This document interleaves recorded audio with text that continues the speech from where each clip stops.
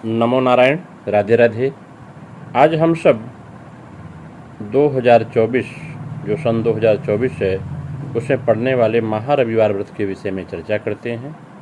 यह महारविवार व्रत जिसे बड़का इतवार भी कहा जाता है, ज्योतिष शास्त्र में इसका बड़ा महत्व है।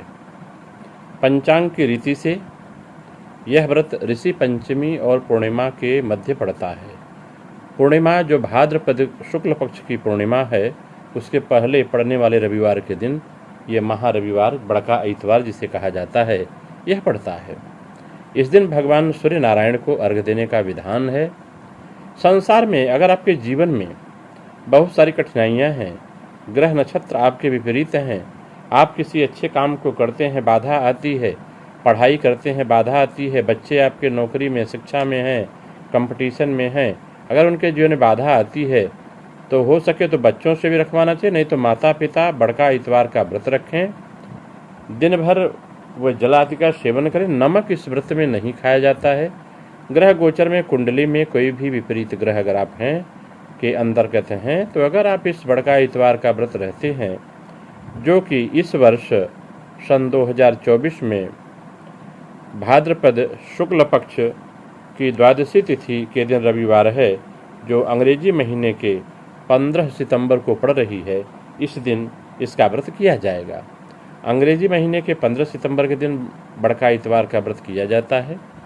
इस व्रत में भगवान सूर्य का जब तेज बढ़ता है तो आपके जीवन में जो असाध्य बीमारियां हैं, किसी भी प्रकार के चर्म रोग हैं, जीवन में कोई रोग दोष है, छुटकारा नहीं मिल रहा है, कोई ग्रही दोष, पैशाचिक दोष, कुछ भी दोष अगर आपके अंतर्गत हैं तो इस व्रत को करने से ये दूर होते हैं।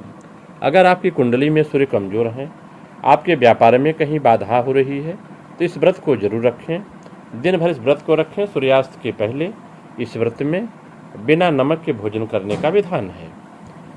थोड़ा सा जब आप सूर्य को अर्घ दें, उगते हुए सूर्य को, अस्त होते हुए सूर्य के समय, तो उसमें लाल चंदन को घिस करके डालें, लाल फूल डालें।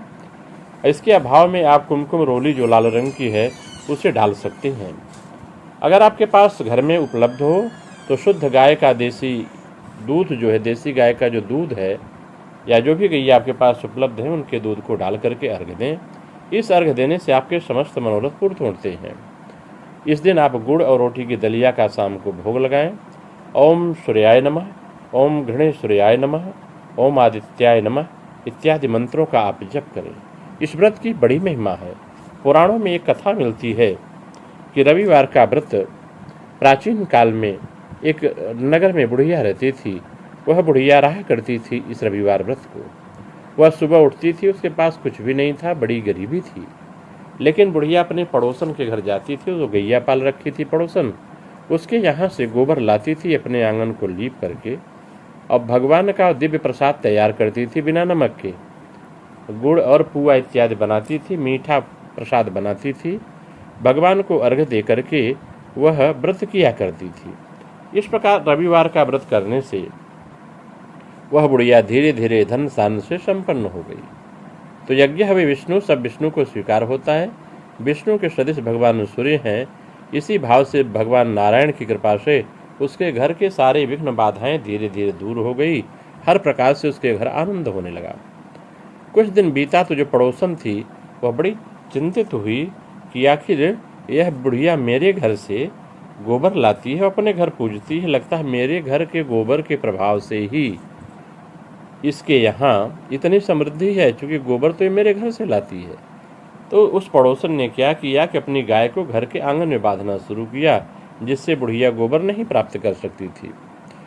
और इसके बाद जब अगला दिन इतवार आया, इतवार का समय जिसे रविवार आप कहते हैं, और संयोग से वो महारविवार था। और महारविवार का दिन जब आया तो बुढ़िया देखा कि गाय का गोबर नहीं मिला तो वो न आंगन लीप सकी और न तो कोई भोजन बना सकी, न भोजन बना सकी, न पूजा कर सकी। दिन भर बुढ़िया उपवास करती रह गई। रात्र को वैसे बिना अन्न जल किए निर्जला व्रत के रूप में बुढ़िया सो गई, भूखी प्यासी सो गई। जब सो कर जाती है, सुबह जब उठती है तो देखती है उसके घर आंगन में, बुढ़िया के आंगन में एक सुंदर गाय और उसका बछड़ा बांधा पड़ा है। बुढ़िया बड़ी खुश होती है, बाहर से जा करके चारा इत्यादि लाती है उस गौ माता को खिला करके फिर बाहर बांध देती है। तो बाहर जब बांधती है तो रात्र में गौ माता सोने के गोबर किया करती थी। पड़ोसन आई, सोची है बुढ़िया गोबर नहीं लेने आई, देखें क्या है। तो देखा तो बाहर गाय बंधी थी, सोने का गोबर कर रही थी। तो वह बुढ़िया जो पड़ोसन थी वो गोबर धीरे से चुरा ले जाती थी। धीरे धीरे पड़ोसन समृद्ध होने लगी। तो एक बार की बात है कि जब उसका सब समृद्ध होता गया, भगवान की दृष्टि पड़ी। जब भगवान की दृष्टि पड़ी उस बुढ़िया के ऊपर, तो उस देखा तो पड़ोसन सारा का सारा गोबर उठा ले जा रही है। तो भगवान उससे कुपित हुए और बुढ़िया को दर्शन देते हैं, कहते हैं देखो तुम्हारे घर का सारा कुछ गोबर उठा ले जाती है। अब वो बुढ़िया ला करके गाय को फिर अपने आंगन में बांधने लगी।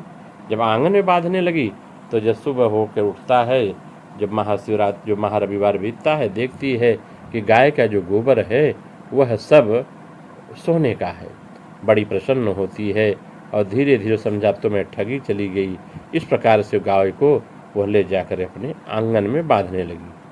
अब पड़ोसन उधर बड़ी चिंतित हो गई, जो बुढ़िया की गाय अंदर बांधने लगी थी, और इससे अड्याह से वह जल उठी और धीरे धीरे वह जाकर के परेशान होने लगी। तो उसके दिमाग में खुरापात सूझी। उसने सोचा कि राजा को कह दें कि इस बुढ़िया के पास एक ऐसी गऊ है जो राजा के लिए है और वह नित्य सोने का गोबर देती है। और राजा को जो कहा प्रभु यह नित्य सोना मिलेगा तो प्रजा का पालन होगा। ये बुढ़िया है, सोना लेकर क्या करेगी। राजा ने सुना तो अपने दूतों को भेजा। जो दूतों को भेजा तो दूत गए गऊ लाने की आज्ञा दे दिया। और जब गऊ को उठा ले गए तो उस दिन बुढ़िया जो है, जो वृद्धा थी, वो गौ माता के वियोग में भोजन नहीं की, रात रात भर के रो रो करके ईश्वर से गऊ को पाने की प्रार्थना करने लगी। उधर राजा ने देखा कि सोने की गोबर देने वाली गाय आ गई है, तो राजा बड़ा प्रसन्न हुआ और उठा तो देखा कि महल में सोने के गोबर भरे हुए हैं। राजा देखकर घबरा गया। दूसरे दिन जब राजा सोता है तो देखता है कि भगवान ने उसे स्वप्न दिया कि हे राजन, अगर तू अपना कल्याण चाहता है तो उस गौ माता को बुढ़िया के घर ले जाके वापस कर दो, नहीं तेरा सर्वस्व नाश हो जाएगा। यह जब राजा ने सुना स्वप्न में तो बड़े भयभीत हुए और सारे सम्मान के साथ उस गाय को ले जा करके बुढ़िया को समर्पित कर दिया। बुढ़िया गौ माता की सेवा करने लगी और धीरे धीरे उस राज्य की प्रजा सुखी होने लगी और आनंद होने लगा। बुढ़िया भी आनंद से अपने जीवन को बिताने लगी। तो यह भगवान सूर्य का जो महारविवार का व्रत है, आपके कंपटीशन में सफलता मिलती हो, आपके जीवन में, व्यापार में, रोजी रोटी में एक बार इस बड़का इतवार का व्रत करके, और हो सके तो केवल एक टाइम अन्न करिए। दिन भर निराहार जल रहें, बहुत दिक्कत है तो जलाहार ले सकते हैं। अगर आप इसे लेके रहते हैं तो आपके सारे मनोरथ पूर्ण होते हैं। नमो नारायण। राधे राधे।